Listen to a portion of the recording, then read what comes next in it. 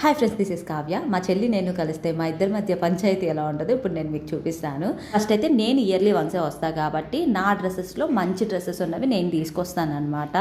అందులో దానికి నచ్చినవి అది సెలెక్ట్ చేసుకుంటుంది. ఈసారి ఏమైందంటే నేను హైదరాబాద్ వచ్చాను మా చెల్లి దగ్గరికి. అందుకని దాని దగ్గర ఉన్న మంచి బట్టలు ఏజియోలోని మింత్రాలోని ఆర్డర్ చేసిన బట్టలు అవన్నీ మనకు చూపిస్తుంది అనమాట. మనం ఊరుకుంటామా? అందులో నాకు ఫిట్ అయినవి నాకు నచ్చినవి నేను అడుగుతున్నాను అనమాట. అది చూడండి, నేను తనకి ఇచ్చినప్పుడు అది కూడా నాకు ఇవ్వాలి కదా. అది ఇవ్వనంటే ఇవ్వనంటుంది అనమాట. నాకు అది ఏదైతే ఇవ్వనంటుందో అదే కావాలనిపిస్తుంది. నాకు అదే కావాలి అని అడుగుతున్నాను. అదేమో అది ఇవ్వను, వేరేదైతే ఇస్తాను అని చెప్పేసి అంటుంది. ఈ పంచాయతీ ఎవ్రీ ఇయర్ ఉంటుందన్నమాట. వచ్చిన వెంటనే నెక్స్ట్ డే మొదలు పెడతాము.